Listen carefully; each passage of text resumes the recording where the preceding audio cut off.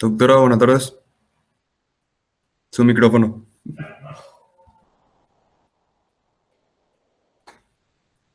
Hola, buenas noches, ¿cómo están? Eh, un gusto. Igual, Cuando disponga, la presento y empezamos la presentación. cuando ustedes quieran. Si quieren empezar, empezamos. Perfecto, la presento un rato y ya comenzamos. Dale. Buenas tardes a todos. Hoy contamos con la presencia de la doctora Tamara Portillo con el tema craneosinostosis. Ella es egresada de la Facultad de Ciencias Médicas de la Universidad del Pacífico, egresada en neurocirugía por el Instituto de Prevención Social del Hospital Central. Tiene un posgrado en didáctica universitaria por la Universidad Autónoma del Paraguay. Es médico rotante en el Instituto Nacional de Neurología y Neurocirugía de México, con sus especialidades de cirugía en epilepsia y cirugía vascular, en contexto de beca otorgada por la Federación Latinoamericana de Neurocirugía. Y un dato no menos importante, ella es la primera neurocirujana del Paraguay. Doctora, el micrófono y la pantalla son todos suyos. Ok, excelente. Bueno, voy a poner compartir pantalla.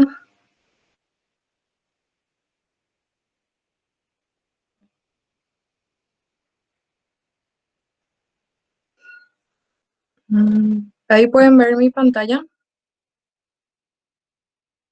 Sí, doctora, se ve perfecto. Se Bueno, entonces, gracias por la invitación y por la presentación. Un gusto. Espero que la charla de hoy les sirva bastante a todos los que están empezando en esta carrera, que es bastante linda.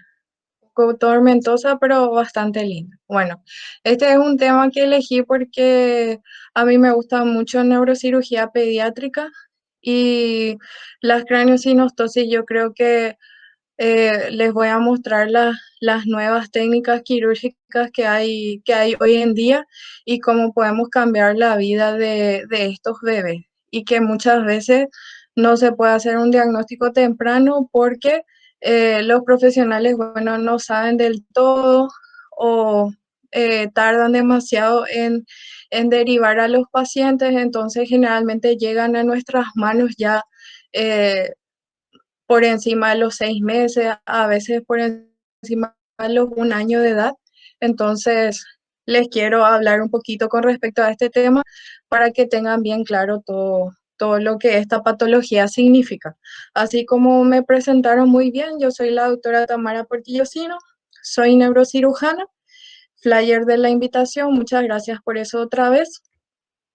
Un poquito para que me conozcan además, así como dijeron, soy de la Universidad del Pacífico, me recibí de neurocirujana en el 2015, estuve en el Instituto de Previsión Social, gracias a Dios sigo trabajando ahí como plante del staff médico.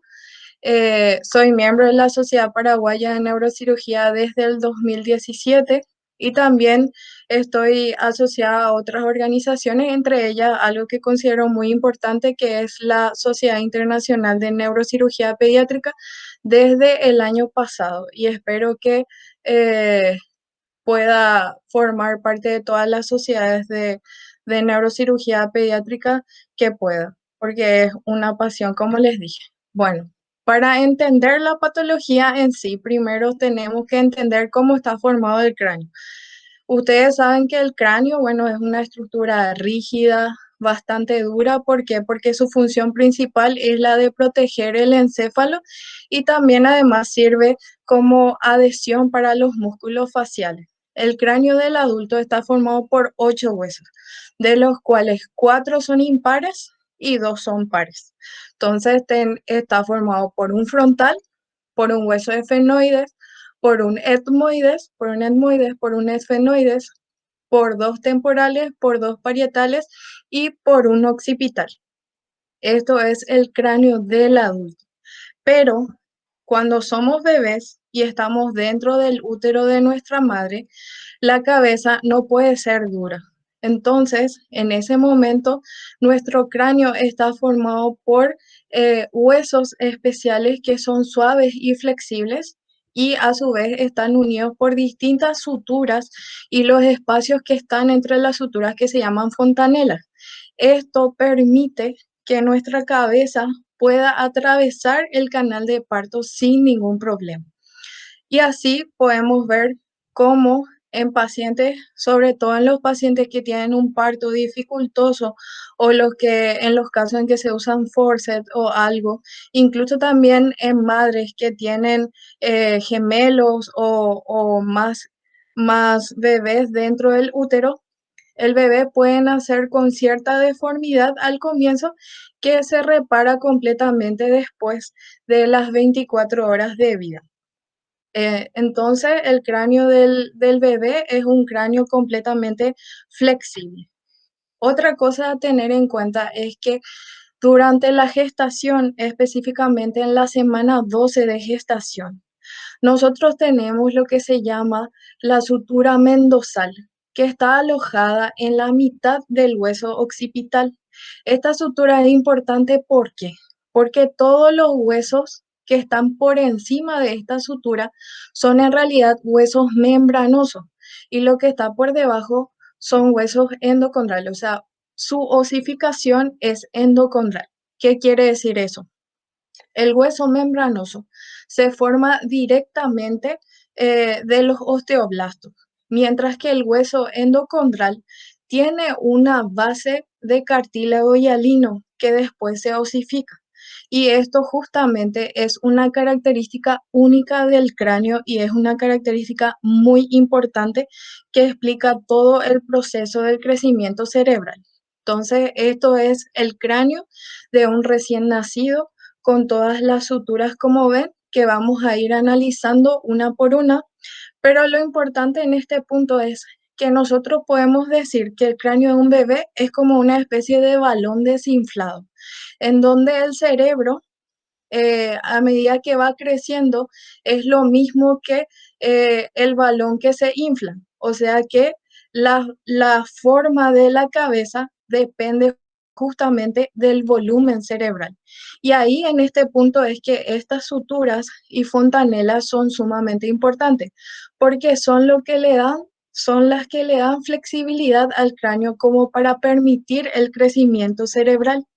Y así, a medida que va creciendo el cerebro, estas suturas se van separando y entre ellas se va formando hueso, hasta que se osifican por completo en la edad adulta. O sea que el crecimiento del cráneo depende de un equilibrio entre los osteoblastos, que son las células formadoras de hueso, y los osteoclastos, que son las que destruyen el hueso. Entonces, dicho esto, nosotros tenemos en el bebé estas suturas y las fontanelas, de las cuales la fontanela, que podemos citar cuatro, dos son las más importantes.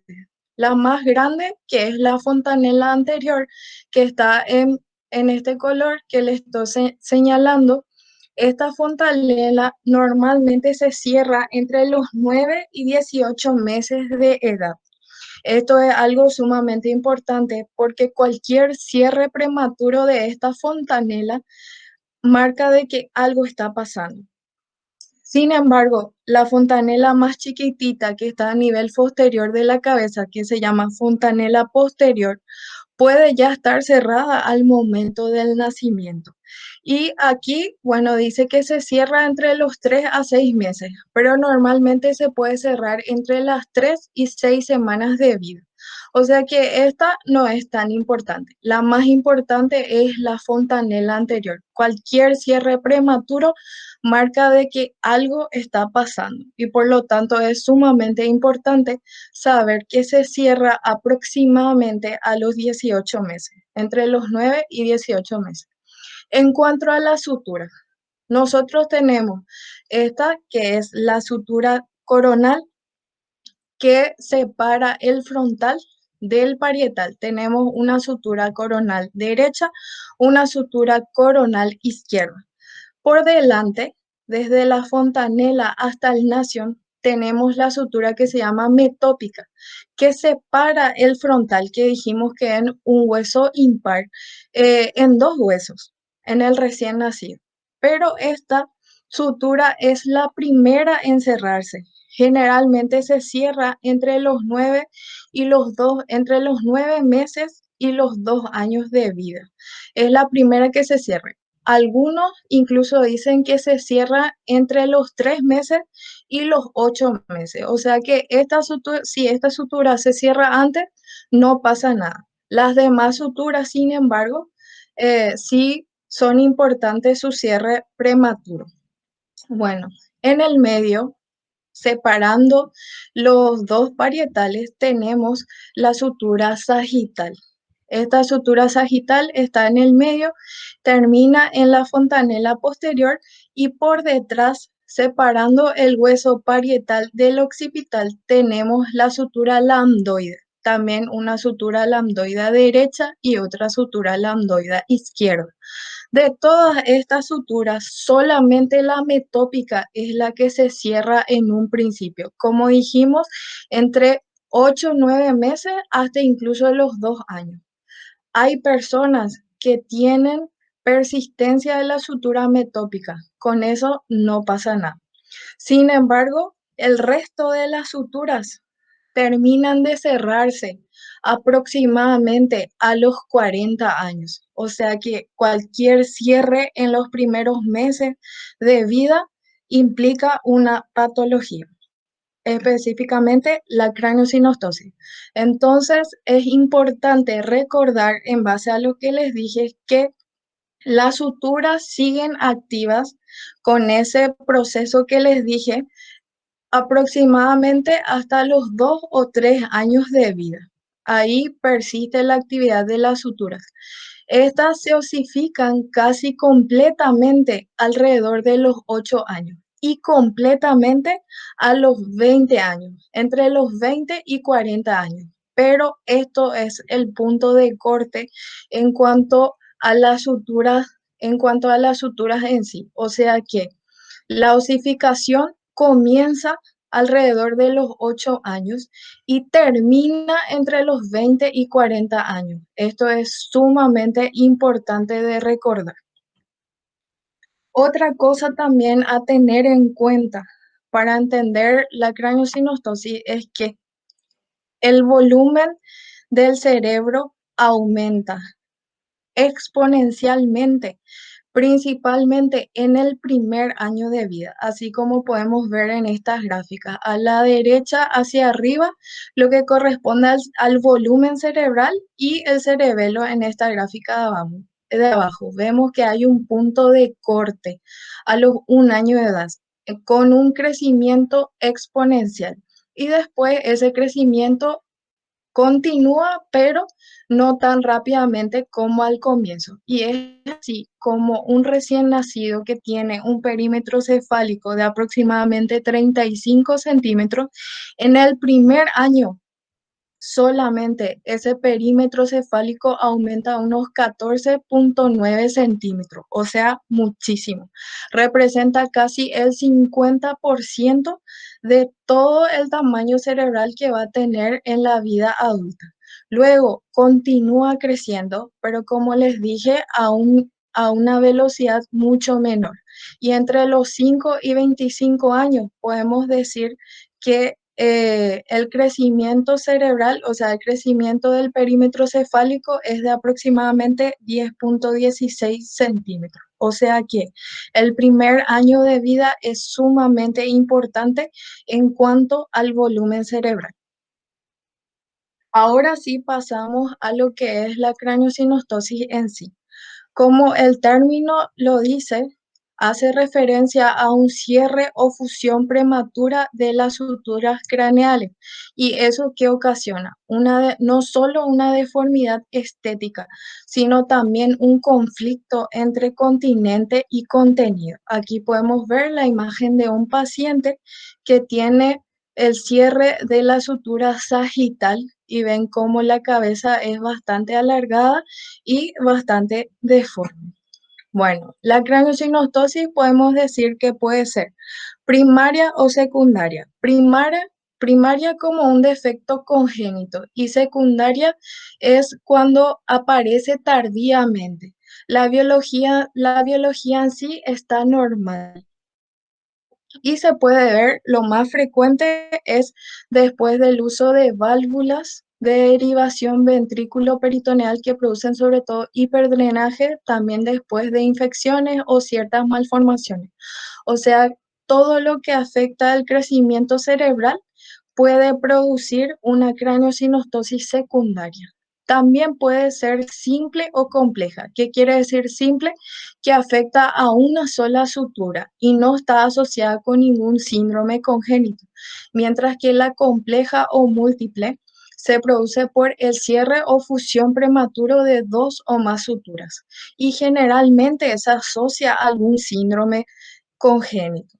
Pero la clasificación más importante de la craniosynostosis es si es sindrómica o no sindrómica. Sindrómica forma parte de síndromes conocidos, entre los que se encuentran el síndrome de Upper, de Cruzon, de Pfeiffer, y representa el 15% de todas las craneosinostosis, mientras que las no sindrómicas, que son las más frecuentes, constituyen el 85% de todas las craneosinostosis y generalmente afectan esas suturas que les nombré anteriormente. Entonces, como dije, la principal clasificación de la craneosinostosis es en no sindrómica y sindrómica. La no sindrómica tiene una incidencia de 0,4 a 1 de cada 2.500 nacidos vivos, también unos 3,4 por cada 10.000 nacidos vivos. Como les dije, constituye el 85% de todas las craneosinostosis y afecta generalmente solo a una sutura, aunque en algunos casos puede afectar también a dos o tres suturas, pero no forma parte de ningún síndrome congénito. Se encuentra la sinostosis sagital, la sinostosis coronal, que puede ser uni o bilateral, sinostosis metópica y sinostosis lambdoide. Esa es la no sindrómica y más frecuente. Mientras que la sindrómica es más rara. Representa solamente 15 a 20% de todas las craneosinostosis y tiene una incidencia de 1 por cada 30.000 nacidos vivos. Se han descrito 180 síndromes en los que se encuentran craneosinostosis, pero los más frecuentes son el síndrome de Cruzon, de Upper, de Chopsen, Pfeiffer, Muenke y Carpenter. Generalmente afectan suturas múltiples y están asociados con una mayor afección neurológica, justamente por el hecho de afectar varias suturas, producen hipertensión endocraniana y suele asociarse a hidrocefalia o a malformaciones cerebrales. Bueno, ahora hablaremos de lo que es la craneosinostosis no sindrómica, que como dijimos es la forma más frecuente. Es el cierre prematuro de uno o dos suturas, incluso pueden ser tres, pero como dije anteriormente, no forma parte de ningún síndrome, aunque eh, hay ciertos autores que pueden considerar en los casos de afectación de dos suturas como parte de un síndrome, pero eso no está esclarecido del todo. Es una deformidad congénita, el bebé nace con esa deformidad, puede presentarse como un caso aislado en la familia o con antecedentes familiares, incidencia de uno de cada 2.500 nacidos vivos, 85% de todas las craneosinostosis, más frecuente en el sexo masculino, excepto la sinostosis coronal, que es más frecuente en mujeres. Y de todas las suturas afectadas, la más frecuente es la sagital, que se conoce como escafocefalia. Aquí en esta gráfica podemos ver el cráneo normal con todas las suturas presentes. En caso de cierre de la sutura sagital, que es la que está en el medio entre los dos parietales, produce lo que se llama escafocefalia, que es una cabeza alargada. En el cierre de la sutura metópica, que es la sutura que está por delante, se produce como una frente en forma de quilla con hipotelorismo. En el cierre de la sutura coronal, si es de un lado, se llama plagiocefalia anterior. Vamos a ver la deformidad que produce también se puede cerrar bilateralmente y la forma más rara es la que se conoce como plagiocefalia posterior, que está cerrada la sutura lambdoide. Aquí una gráfica donde se representa todo eso que les dije. En este caso, la sinostosis sagital, cabeza alargada por cierre de la sagital, sinostosis metópica, la forma de quilla, la sinostosis coronal, que vemos acá, cierre de la sutura coronal, la asimetría que produce y la forma más rara, que es la sinostosis unilateral lambdoide, solamente 1 a 3% de los casos. Bueno, ¿cuál es la teoría para que se produzca esa deformidad de la cabeza? Lo que pasa es que por ciertos factores que veremos, se produce el cierre prematuro de la sutura. En este caso se cierra la sutura coronal izquierda. Eso hace que se forme como una especie de placa ósea que deja de crecer. Consecuencia de este stop del crecimiento, las suturas paralelas comienzan a crecer en forma compensatoria y eso lo hacen hasta compensar todo lo que se puede, produciendo así la deformidad. O sea que la teoría principal aceptada es que cuando se produce el cierre prematuro de una sutura, la sutura, la cabeza en sentido perpendicular a esa sutura deja de crecer, pero todo lo que está paralelo a esa sutura crece en forma compensatoria y da esa asimetría que conocemos de acuerdo a cada sutura afecta, aunque esa teoría no explica del todo la forma que adopta la cabeza. Entonces, la etiología de una craneosinostosis no sindrómica depende de factores genéticos sumados a factores medioambientales. Aún no se ha descubierto por completo todos los factores involucrados, pero se sabe que es una combinación de ambos. Y en el caso de la sinostosis sagital o escafocefalia, que es la más frecuente, en este caso es la que se han descubierto más genes afectados y también las causas más frecuentes. En cuanto a la genética, tiene un patrón de herencia autosómica dominante, donde se descubrió que generalmente está afectado el receptor del factor de crecimiento de fibroblastos, que se descubrieron tres tipos, uno, 2 y 3.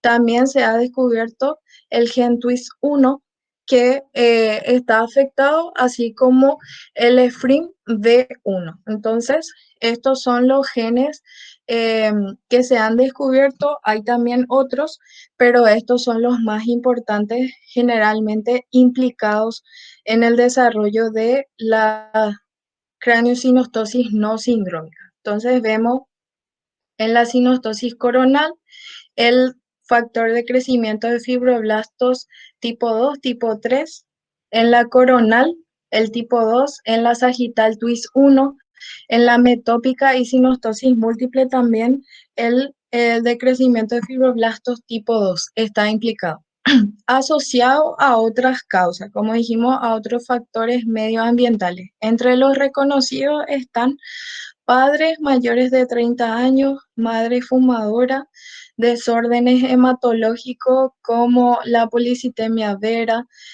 teratógenos, sobre todo el ácido valproico, la difenilidantoína, desórdenes metabólicos como el hipertiroidismo, enfermedades como mucopolisacaridosis, entre ellos el síndrome de Morquio y otras malformaciones como microcefalia, encefalocele, combinado con factores genéticos. En general, tiene mucho que ver la dura madre en el desarrollo de las craneosinostosis. Es por eso que hay pacientes que incluso tratados, operados por la craneosinostosis, pueden volver a desarrollar la misma porque es la dura la que estimula el crecimiento del hueso y la tendencia a volver a la forma inicial. Bueno, con respecto a cada una de las de los tipos de craneosinostosis no sindrómica, como dijimos, la más frecuente es la escafocefalia o dolicocefalia, que se produce por la fusión prematura de la sutura sagital. Es la sinostosis más frecuente, representa 40 a 60% de los casos y se caracteriza, como dijimos, por una cabeza alargada con abombamiento frontal, en algunos casos occipital, y disminución del diámetro bitemporal y biparietal. Generalmente el índice cefálico, que es el cociente entre la distancia entre ambas orejas y del nasion al occipucio, entonces vemos que es menor a 76. Esta es la característica y la forma de la escafocefalia. Aquí tenemos los pacientes, como vemos la cabeza alargada, incluso se puede ver acá el reborde de hueso por el cierre de la sutura sagital, cabeza alargada, algunos consideran que tienen forma de bote, otras formas cuando ya la deformidad es muy severa, puede incluso adoptar la forma de alien. Vemos el abombamiento frontal, el abombamiento occipital, característico de esta forma de craneosinostosis. La segunda más frecuente, que representa el 20 a 30% de los casos, es la plagiocefalia anterior.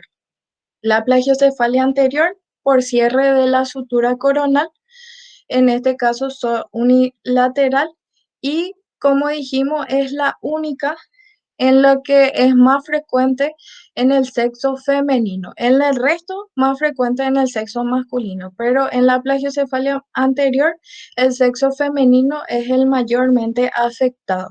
Se caracteriza por un cráneo asimétrico. El lado afectado, el lado afecto, se presenta un aplanamiento del frontal, mientras que el frontal del otro lado está abombado. Presenta lo que se llama distopía de órbitas. ¿Qué quiere decir eso? Que del lado afecto se produce como un estiramiento vertical de la órbita, lo que le da la forma de órbita de Arlequín, y también lo que se llama la escoliosis nasal, que es una desviación de la nariz. Aquí vemos el pacientito con la sinostosis coronal, en este caso izquierda. Vemos el aplanamiento del frontal izquierdo, el abombamiento del frontal derecho. Aquí el estiramiento de la órbita, la escoliosis de la nariz, que son las características típicas de este tipo de craneosinostosis. Este es muy evidente. Cuando se produce el cierre de las dos suturas coronales, tenemos lo que se llama braquicefalia. Produce un cráneo ancho, ya que no puede crecer en centímetro antero-posterior, o sea, un cráneo ancho, corto, con la frente aplastada y ensanchada, y las órbitas estiradas que le dan la forma de órbita de Arlequín. Representa 10% de las craneosinostosis no sindrómicas. Aquí vemos el pacientito, cómo se ve la cabeza disminuida en centímetro antero-posterior, cabeza ancha, frente, tanto la frente como la región posterior pueden estar achatadas. Bueno, la trigonocefalia. La trigonocefalia se ve en el último tiempo un aumento, en los últimos tiempos un aumento de la incidencia de trigonocefalia, que se produce por la fusión prematura de la sutura metópica, que se acuerdan, dijimos que se cierra aproximadamente entre los 3 y 8 meses. Algunos consideran que se cierran a los 2 años, ¿verdad? Pero bueno, por el cierre de esta sutura se produce una frente con una angulación, una frente picuda en quilla, con una línea media prominente, como vemos, y el característico hipotelorismo. El hipotelorismo, que son las órbitas muy juntas entre sí. Aquí vemos la frente puntiaguda, bien característica de la trigonocefalia. Luego tenemos, como dijimos, la plagiocefalia posterior, que es la forma más rara de las craneosynostosis, que se producen por la fusión prematura de la sutura lambdoide. Es algo muy raro, solamente 1 a 3% de la craneosynostosis se caracteriza por un aplanamiento de la zona occipital del lado afecto y la prominencia frontal contralateral, o sea, produce una compensación. Ahí vemos eso, cómo se cierra y la compensación que produce. Vemos la cabecita que vista desde arriba produce una forma como de trapezoide. Y ahí vemos, también llama mucho la atención las orejas, como las orejas no parecen que no están al mismo nivel. En los casos de las craneosynostosis no sindrómicas, también hay casos en que se afectan varias suturas, 2 o 3 suturas, y producen casos graves de craneosynostosis, pero que no forman parte de ningún síndrome. Estos casos son lo que se conoce como oxicefalia, que se produce por el cierre de ambas suturas coronales y la sagital, y le da a la cabeza una forma alargada, como un cono.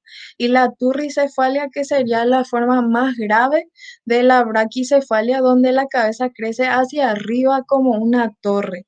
Aunque no forman parte de ningún síndrome, son formas muy graves de craneosynostosis y, y obviamente afectan el desarrollo cerebral y requieren el tratamiento lo antes posible para que no se vea afectado el cerebro. Bueno, ahora pasamos, esas eran las craneosynostosis no sindrómicas, las formas más frecuentes. Ahora pasamos a la craneosynostosis sindrómica.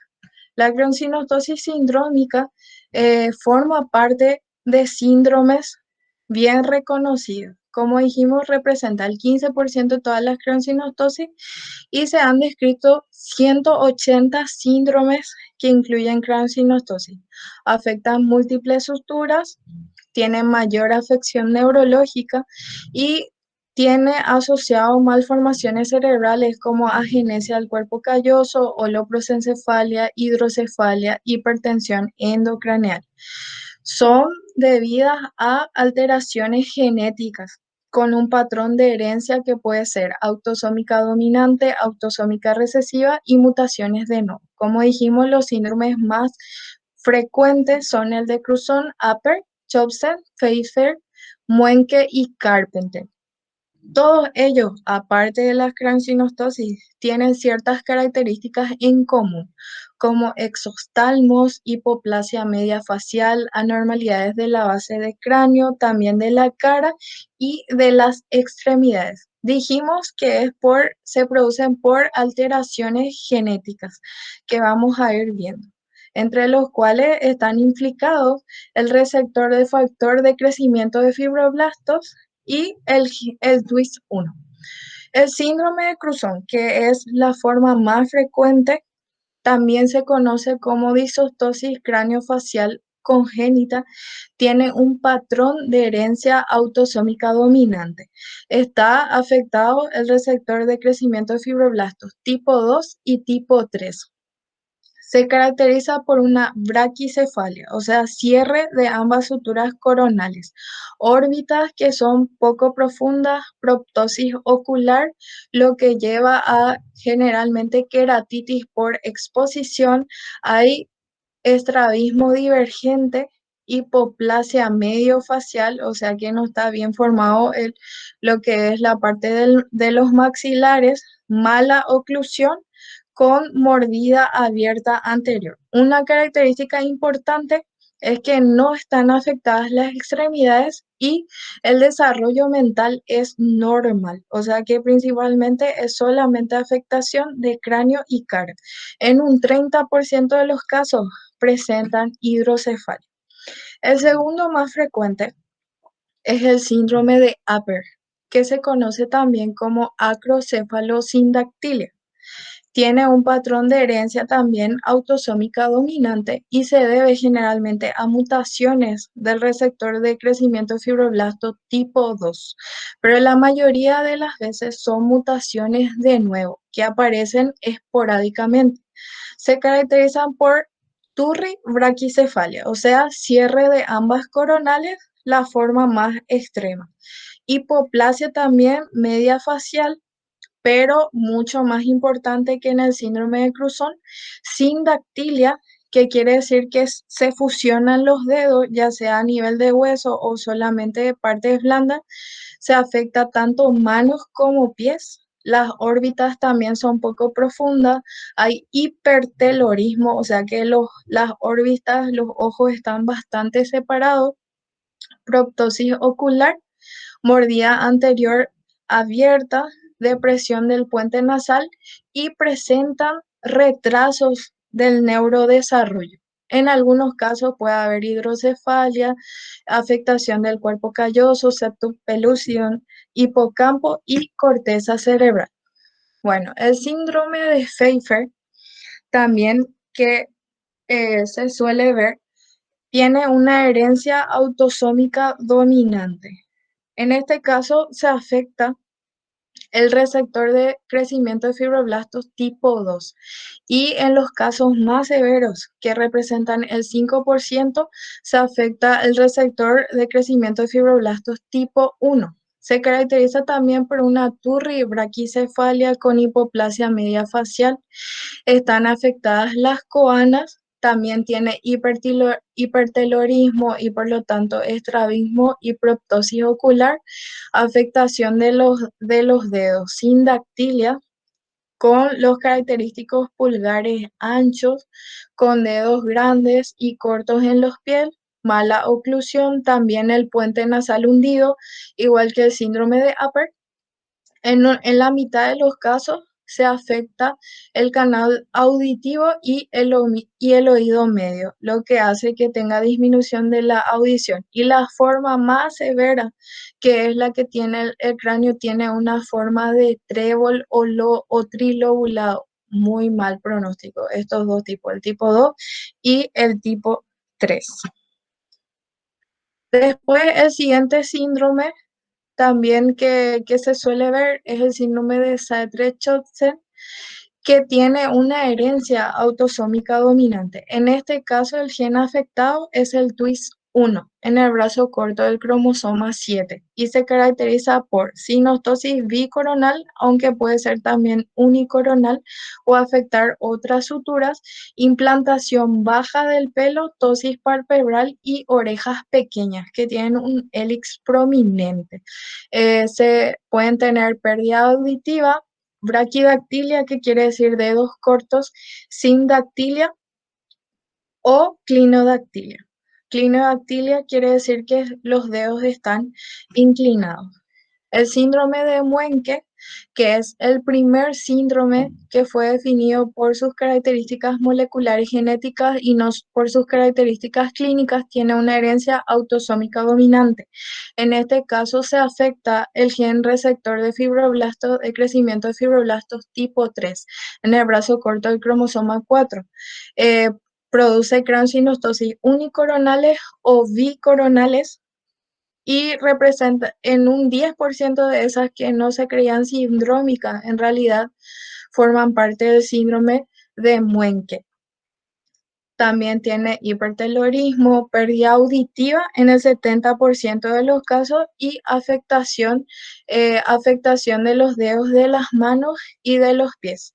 La hipoplasia media facial, o sea, la afectación de la cara, es menos frecuente que en los otros casos. Y el síndrome de Carpenter, que es bastante característico, se caracteriza por ser una herencia autosómica dominante. Tiene una mutación específica en el gen RAT23 del brazo corto del cromosoma 6 y del gen MECF8 en el brazo largo del cromosoma 19.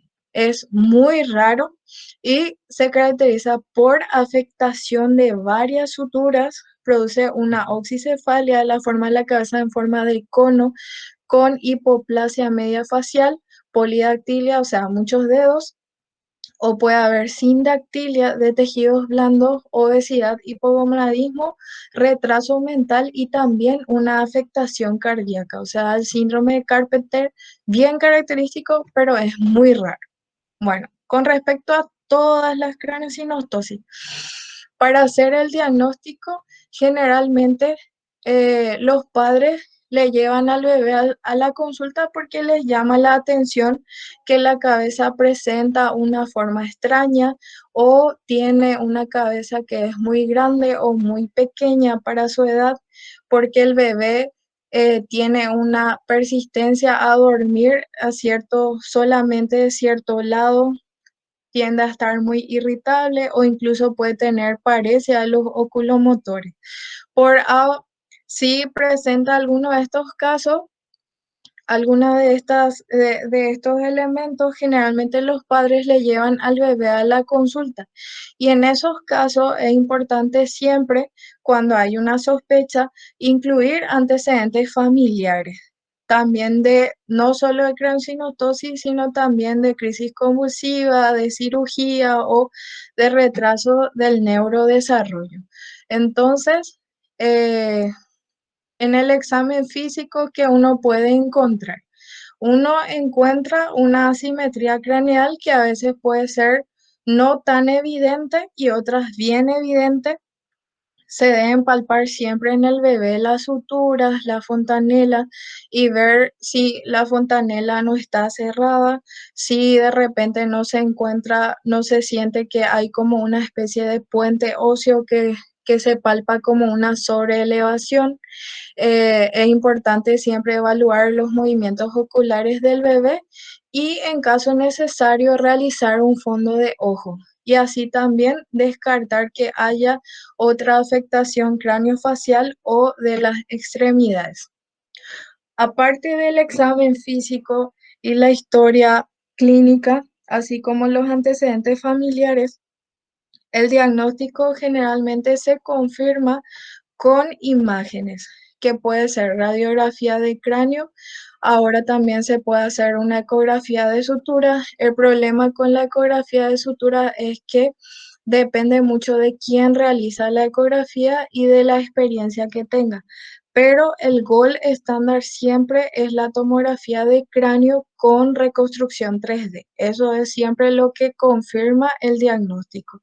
En ciertos casos muy evidentes, incluso no hace falta realizar las imágenes porque muchos consideran que es mejor evitar la exposición a rayos de bebés menores de 1 año, pero en la mayoría de los casos se suele pedir la tomografía y en los casos de craniosynostosis sindromática incluso es necesario realizar una resonancia magnética para descartar otras malformaciones y un electroencefalograma si el paciente tiene antecedentes de síndromes convulsivos.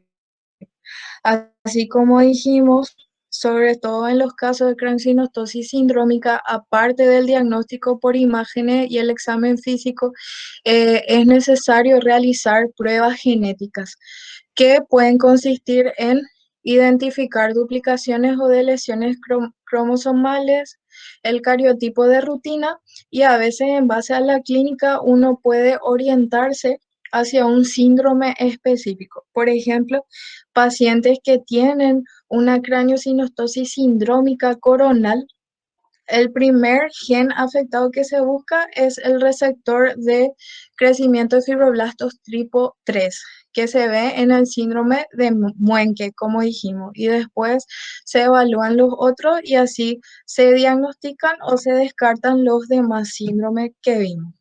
El diagnóstico diferencial de las craniosynostosis, los dos principales son la microcefalia, que en el caso de la microcefalia el cierre de la sutura se debe a que deja de crecer el cerebro y por eso se produce el cierre de la sutura. Y lo muy frecuente que es la plagiocefalia posicional, que se debe a un bebé que está mucho tiempo en una misma posición y eso produce la deformidad de la cabeza. Estos son los dos diagnósticos diferenciales principales. Pero para entender tanto la patología en sí como el tratamiento, es importante que recuerden estos principios básicos. ¿Se acuerdan lo que les dije al comienzo de la charla? Que el hueso del cráneo, todo lo que está por arriba de la sutura mendozal, es hueso membranoso que permite entonces que el cráneo se vaya acomodando de acuerdo al volumen cerebral en el primer año de vida y que ese volumen cerebral se duplica en el primer año de vida y por lo tanto el cerebro es el principal determinante no solo de la forma del cráneo, sino también de la cara. Sabiendo eso, un cierre prematuro de la sutura produce entonces la sinostosis no sindrómica, ¿verdad? Y es la única causa de esa sinostosis no sindrómica. Y por lo tanto, como es la única, o sea, la sutura, el cierre de la sutura es la única causa de esa deformidad craneal.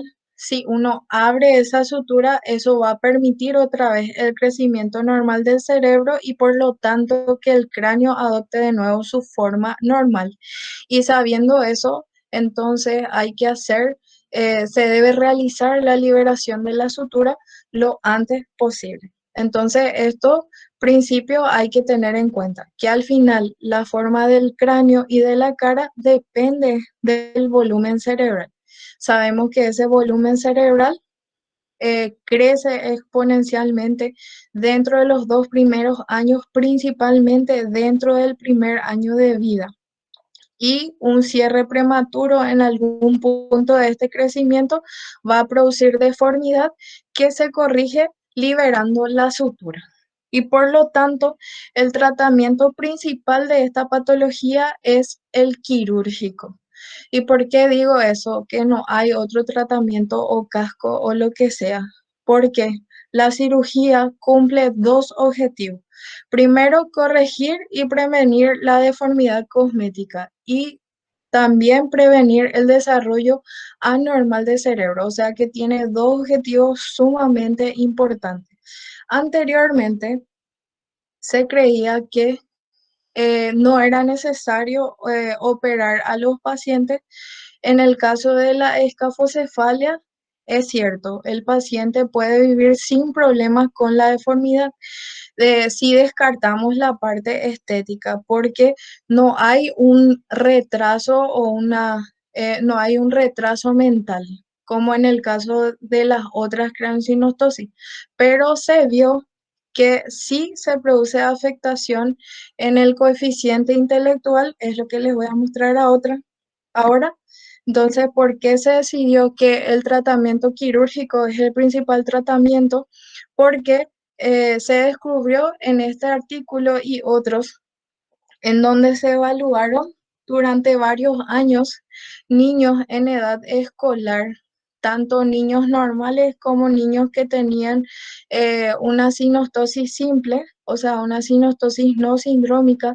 Se vio que eh, en ellos, aparentemente sin ningún retraso, mental, se ve que si uno le realizaba test a los pacientes con craniosynostosis para evaluar el coeficiente intelectual, su habilidad en matemáticas, en lectura comprensiva, en lo que es ortografía y demás, se vio que hay afectación, sobre todo en lectura comprensiva y lo que es la realización de cálculo, o sea, en la parte de matemática y por lo tanto sí produce alteración y por lo tanto se debe corregir. No es solamente la parte estética, sino también el desarrollo del cerebro y de todas las habilidades, tanto cognitivas como motoras. Estos son otros artículos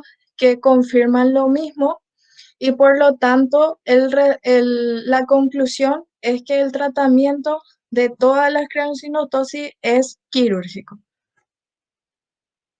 Para ese tratamiento quirúrgico se requiere idealmente un equipo multidisciplinario formado por un neurocirujano pediátrico o un neurocirujano general con mucha experiencia para el tratamiento de este tipo de patología, y también lo ideal que dentro del equipo esté un cirujano craneofacial y un anestesiólogo pediátrico con mucha experiencia. Eso es lo ideal. Importante el planeamiento quirúrgico que puede realizarse por una cirugía endoscópica, una cirugía abierta. Se puede requerir springs, que son como separadores, o placas y tornillos reabsorbibles. También para el resto del tratamiento intervienen el genetista, el neuropsicólogo, el oftalmólogo, el fonoaudiólogo, el ortodoncista en los casos de afectación de la mordida, o sea, los casos sindromáticos. Y por lo tanto, el tratamiento, tanto lo que implica la cirugía como la rehabilitación posterior, es un tratamiento multidisciplinario que incluye toda esta serie de profesionales. En cuanto a las dos opciones de tratamiento quirúrgico, tenemos la cirugía endoscópica, que ahora mismo está en auge y que tiene la ventaja de que permite operar al bebé a edades tempranas. Generalmente antes de los 6 meses, algunos consideran idealmente que la edad ideal para operar con este tipo de técnica es en menores de 3 meses. Se caracteriza por incisiones pequeñas, se usan endoscopios pequeños de 4 milímetros de diámetro. Básicamente consiste en suturectomía, o sea, se extrae la sutura afecta, la sutura cerrada, más osteotomías, que son cortes de hueso para dar la forma que uno quiere, la necesidad de unidad de terapia intensiva pediátrica para el postquirúrgico en el caso de la cirugía endoscópica es opcional, lo que es también una ventaja. Lo que sí algunos consideran como desventaja para este tipo de técnica quirúrgica es la necesidad de una terapia con casco posterior, que requiere el uso del casco por lo menos hasta que cumpla los 18 meses de edad, y que implica un gasto importante porque cada casco sale como 4 millones o incluso $1.500, todo ese tratamiento o más. Y eso algunos consideran como desventaja. Así también hay, perdón, entonces algunos consideran la cirugía endoscópica en desventaja por la necesidad del uso de casco posterior. Y el uso de casco otra vez depende de que la familia pueda cargar con los costos del casco y también con todos los cuidados que implica el uso del casco. Y la cirugía abierta, que siempre está presente y que siempre es el gol estándar, que se realiza por encima de los 6 meses de edad, no se realiza antes. Consiste en incisiones grandes, generalmente bicoronales, o sea que va de oreja a oreja, y básicamente la técnica es una remodelación craneal completa, o sea, en extraer todo el cráneo y cortarlo en fragmentos para moldear la cabeza como se quiere. También lo que se llama el avance frontoorbitario, que es llevar la órbita hacia adelante, les voy a mostrar. Y muchas veces requiere el uso de mini placas reabsorbibles y sí o sí una cama de terapia intensiva pediátrica en el postoperatorio. Bueno, estos son los dos tipos de cirugía que se pueden hacer en la craneosinostosis.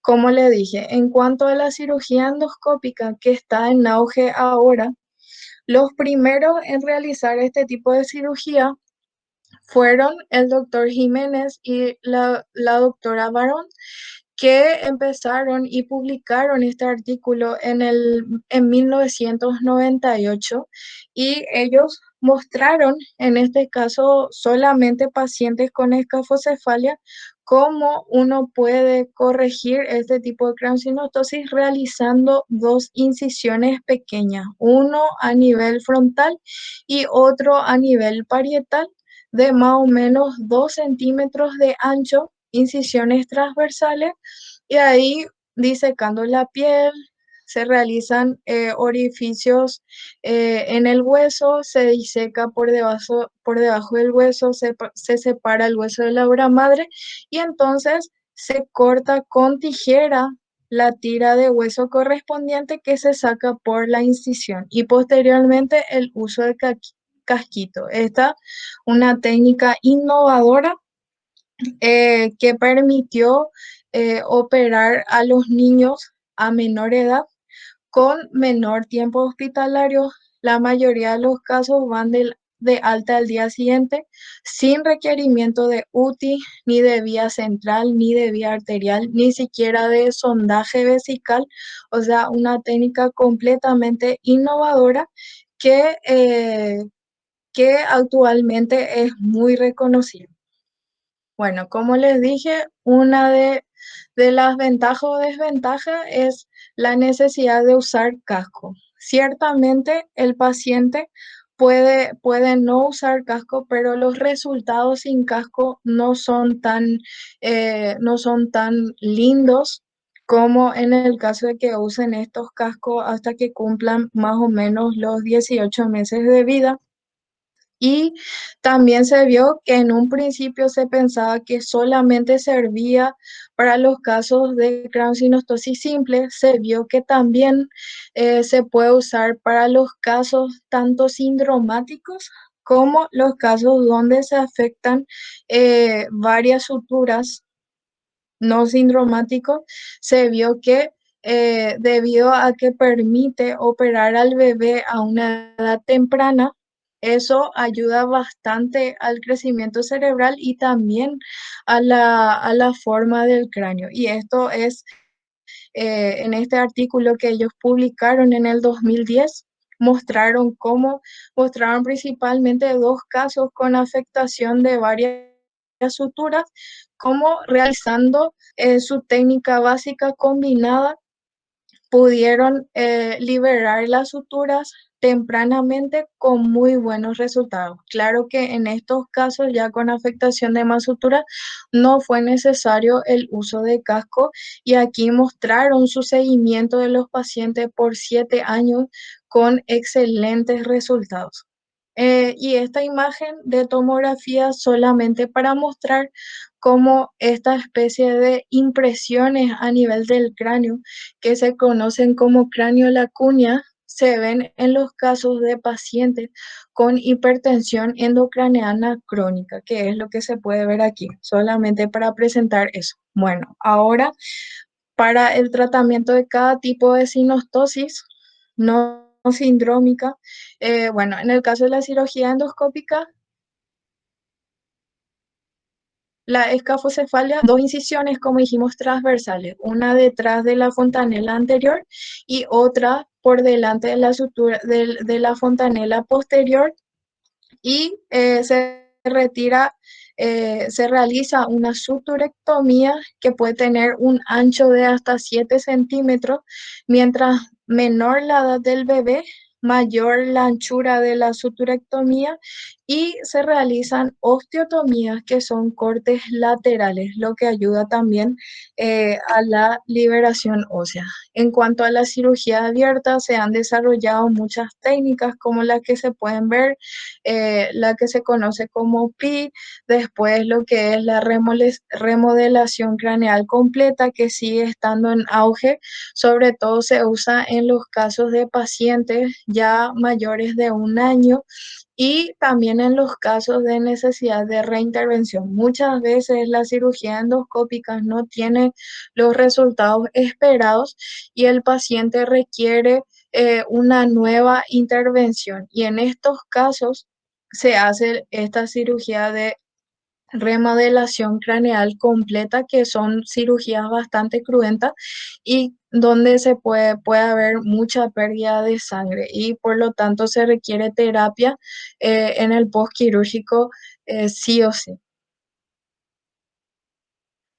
Bueno, para el tratamiento de la plagiocefalia anterior, en este caso, por lo menos el grupo de Jiménez y Barón presentaron que la cirugía endoscópica tiene incluso mejores resultados que la cirugía abierta y consiste en hacer solamente una incisión transversal de 2 centímetros que se ubica en el medio entre la fontanela anterior y la sutura escamosa. Entonces, en el punto medio se realiza una incisión y con ayuda del endoscopio hace, se retira este reborde de hueso por detrás del terion.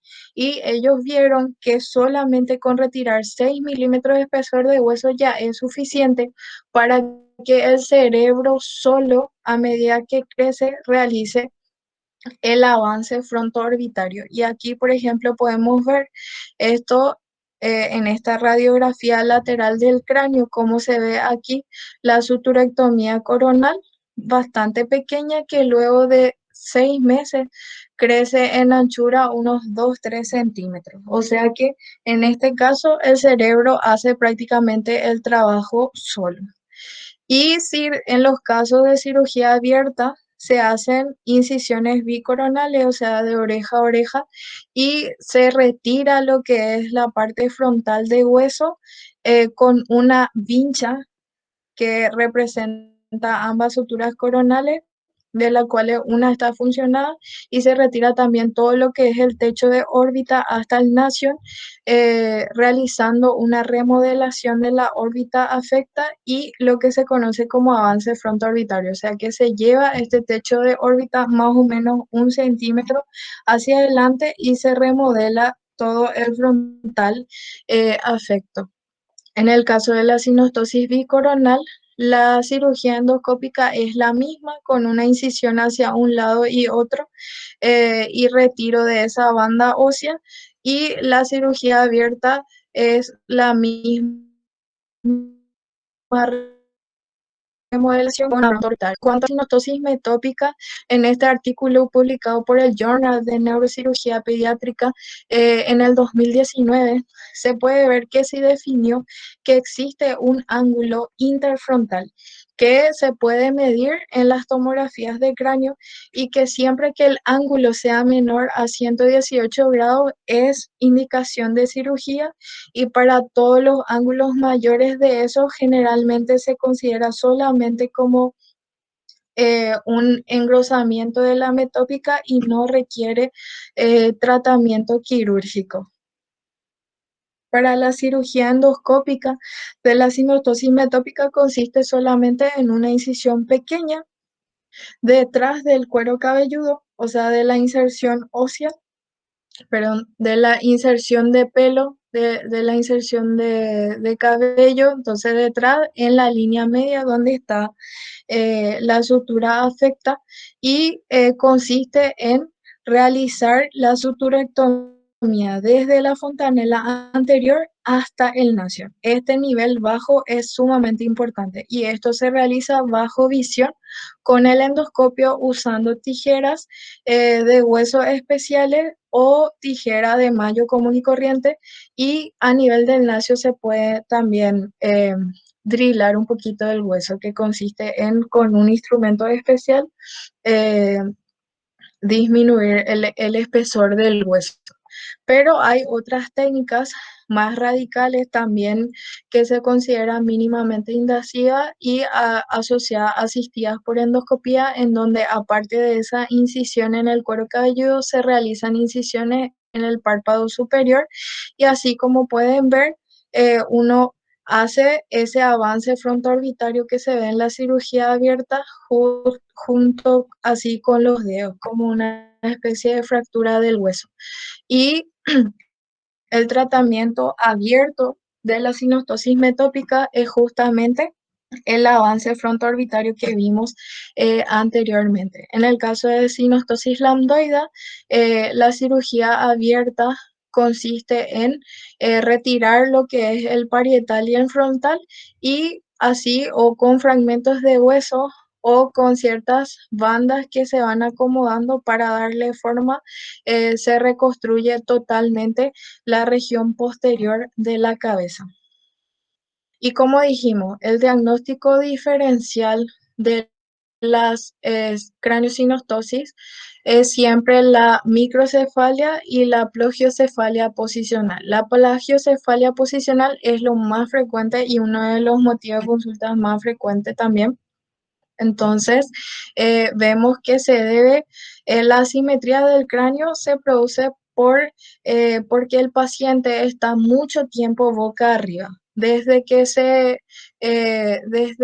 salió la campaña para evitar la muerte súbita en los 90, se vio un aumento de este tipo de plagiocefalia justamente porque los lactantes principalmente pasan mucho tiempo boca arriba en una misma posición.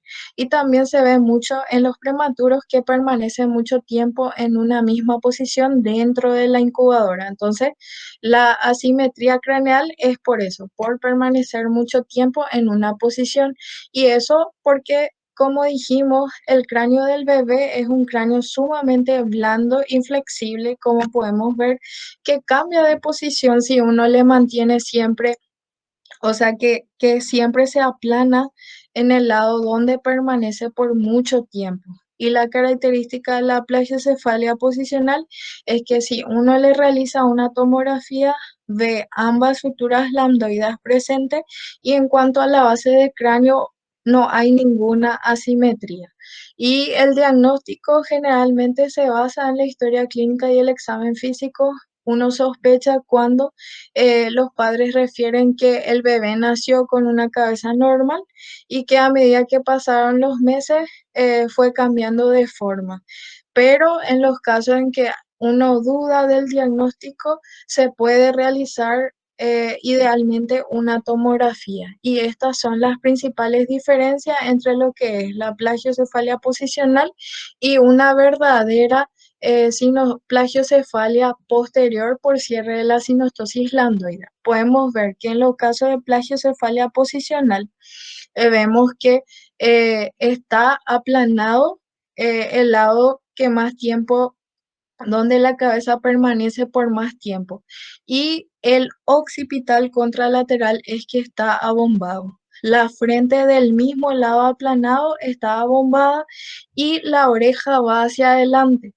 Si uno mira la cabeza del bebé desde arriba, la cabeza tiene como una forma de paralelogramo, mientras que en la verdadera plagiocefalia posterior por cierre de la sutura lambdoide, lo que nosotros vemos es que del lado contralateral hay un abombamiento, pero del parietal, y el abombamiento frontal es contralateral también al lado afectado, mientras que la oreja va hacia atrás, o sea, hacia la sutura afectada, y si uno mira la cabeza desde arriba, tiene como una forma de trapezoide. O sea que al examen físico, lo que a mi criterio más ayuda es mirar, por ejemplo, las orejas. Si la oreja va hacia atrás, en el lado donde está aplanado, me inclino más hacia una plagiocefalia posterior. Mientras que si la oreja va hacia adelante y si le miro hacia arriba, tiene como una forma de paralelogramo, entonces me inclino más hacia una plagiocefalia posicional, pero claro, en los casos de duda, importante realizar la tomografía porque siempre es importante el tratamiento de los casos reales de craneosinostosis. Entonces, para el tratamiento en los casos de plagiocefalia posicional, lo ideal es la prevención y como eso se previene cambiando de postura, eso se hace sobre todo en los primeros 2 meses. Entonces, cuando le toca dormir, va a dormir boca arriba, pero intercalando hacia un lado y hacia el otro. Y cuando el bebé esté despierto y bajo vigilancia, se le puede poner de costado o boca abajo. En los casos de tortícolis, que es el cuello contracturado hacia un lado, es importante la fisioterapia rehabilitadora. Entonces, el tratamiento en los primeros meses, esos cambios posturales y lo que se llama el tummy time, que es el tiempo boca para abajo que debe permanecer, o sea, cuando el bebé está despierto, principalmente. Y si después de 3 a 4 meses de realizar todos estos cambios posturales no mejora la forma del cráneo del bebé, entonces se recomienda uno de estos cascos que permiten moldear la cabecita. Bueno, y un poquito para mostrar la experiencia que nosotros tuvimos en mi hospital, que es el IPS Central, en cuanto a la cirugía endoscópica, que es una cirugía que empezamos a hacer el año pasado. Y bueno, este fue nuestro primer paciente que nos llegó con una edad ideal, un bebé sexo masculino que llega con nosotros a los 3 meses de edad, preparando todo lo que necesitamos. Entramos al quirófano cuando él cumplió 4 meses. Tenía el diagnóstico de una sinostosis sagital, o sea, escafocefalia. Vemos cómo el bebé tenía este abombamiento frontal y occipital y esta forma alargada de la cabeza. Confirmación con la tomografía del cierre de la sutura sagital. Bueno, la posición dentro del quirófano, que el bebé tiene que estar en una posición que se llama esfinge. Esto fue nuestro planeamiento. Todo este rectángulo de hueso teníamos que retirar y aquí el fragmento de hueso que retiramos a través de 2 incisiones. Ciertamente, a pesar de que la técnica original dice que hay que realizar solamente incisiones de 2 a 3 centímetros, nosotros optamos por realizar una incisión un poco más grande. Bueno, esto es la evolución del bebé. Hablamos bien con la mamá que el paciente necesitaba un casco especial que en ese momento no se realizaba no se realizaba aquí, y ella consiguió contactar con una empresa argentina para realizar el casco. Vemos aquí al primer mes postquirúrgico un cambio importante en la forma del cráneo del bebé, bastante buena evolución. Consiguió realizarse el casco, vemos como prácticamente una forma totalmente recuperada de la cabeza a los 3 meses postquirúrgico, y después con el tema de la pandemia, la cabeza del bebé creció y con el cierre de las fronteras ya no pudo venir la empresa eh, que, que se encargaba de los cascos. Entonces nuestro bebé solamente pudo usar el casco por 3 meses y aquí vemos cómo fue evolucionando su cabecita. Como yo les dije, como es una patología debida a factores genéticos, siempre, sobre todo en los casos de escafocefalia, hay una tendencia a volver a la forma inicial. Y como vemos que de, con el uso del casco, que se tiene que usar entre 20 a 23 horas por día, vemos una cabeza prácticamente normal.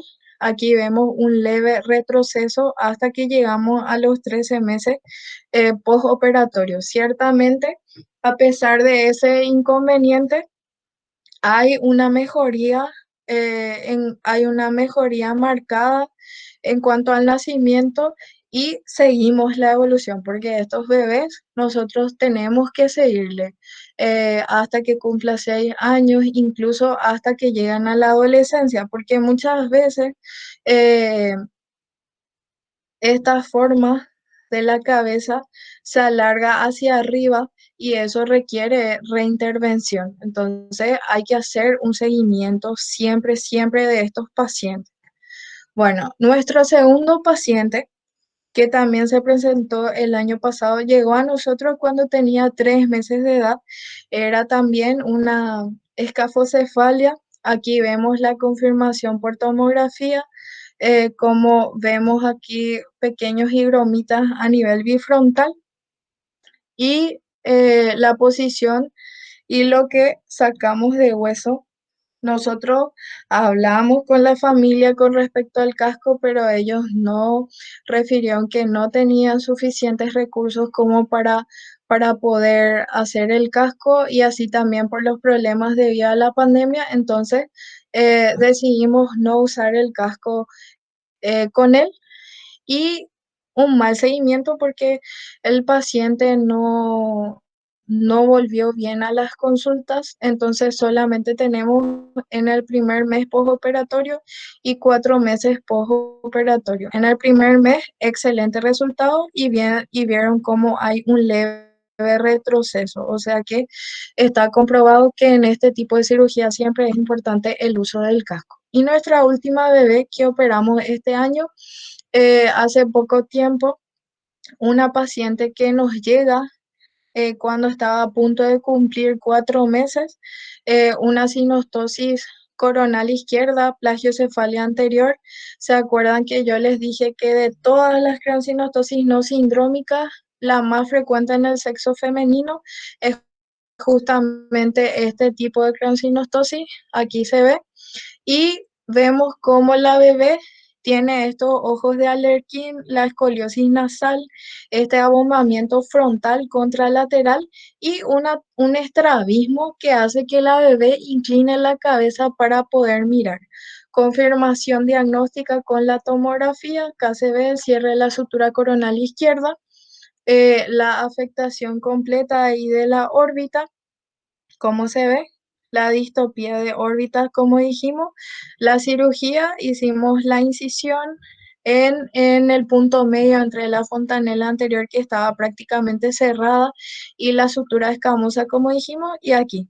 La abertura que hicimos, esto es el hueso que sacamos y nuestros resultados. Entonces, en este caso, hubo un inconveniente y tuvimos que hacerle una pequeña incisión para llegar hasta la sutura, porque es importante llegar hasta la sutura para que se produzca justamente ese avance hacia adelante a medida que crece el cerebro. Y vemos cómo un buen resultado hasta ahora. Entonces, hasta ahora estamos solamente con un seguimiento de un mes postoperatorio y por suerte conseguimos que se realice su casco. Y bueno, esto es nuestra experiencia en IPS hasta ahora de este tipo de cirugía.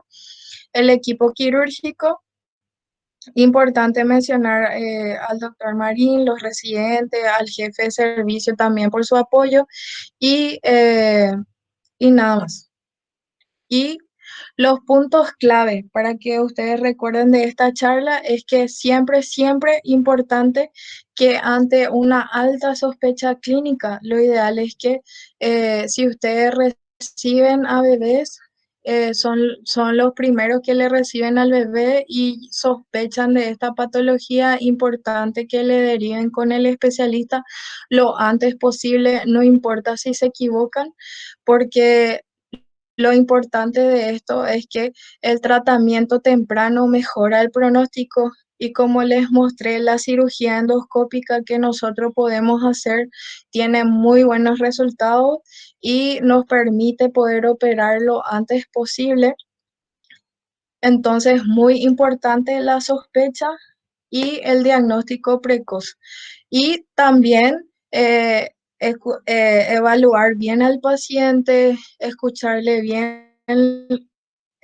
bien a la mamá de lo que dice para considerar la plagiocefalia posicional también. Pero lo importante acá es que se sospecha y se envía al especialista para que nosotros le podamos tratar lo antes posible, porque justamente a veces no podemos realizar la cirugía endoscópica por el hecho de que los pacientes llegan muy tarde.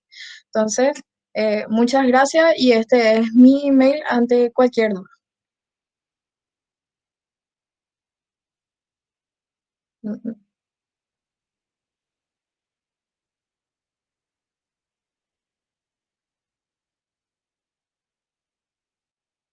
Hola. Muchísimas gracias, doctora, por Sí. la excelente presentación. Ahora vamos a dejar unos minutitos por si alguien tiene alguna pregunta. Seguro Ujú. van a poner en el chat o pueden prender su micrófono nada más.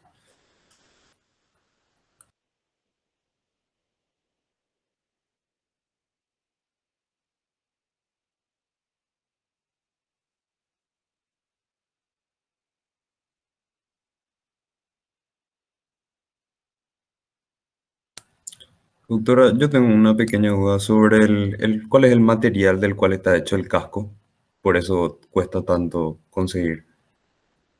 Lo que pasa es que es un casco que se hace a medida y incluye varias capas, ¿verdad? O sea, se usa un gel especial y encima tiene un acrílico duro para proteger, pero más en la fabricación está por lo que cuesta tanto el casco y también el hecho de que todo el tratamiento con casco implica que se tiene que hacer uno, dos, tres cascos para poder completar el tiempo que necesita. Entonces, es por eso. Y poca gente también hace el casco, no es que cualquiera hace. Ahora lo que estamos trabajando es con Seidor. Seidor es que acá en Paraguay hace. Después o sea, hay una empresa que se llama Plagio Cefalia, que es de Argentina, y otra empresa que está en São Paulo.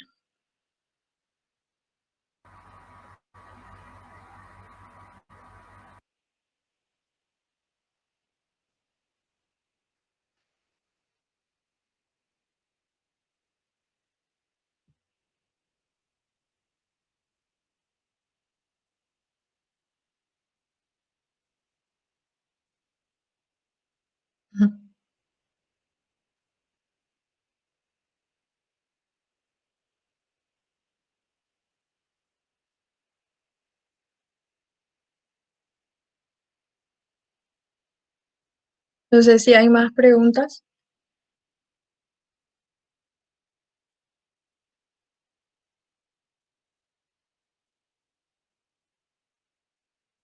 Entonces, estamos, ¿verdad? Espero que todo haya quedado muy claro y que deriven lo antes posible los pacientes. Sí, doctora, muchísimas gracias. Una vez más, agradecerle en nombre de la Asociación Unida y de la Liga de Neuro. Muchísimas gracias por su ayuda y por su aporte. Que tenga buena Dale, noche. dale, dale, igualmente. Chao, chao.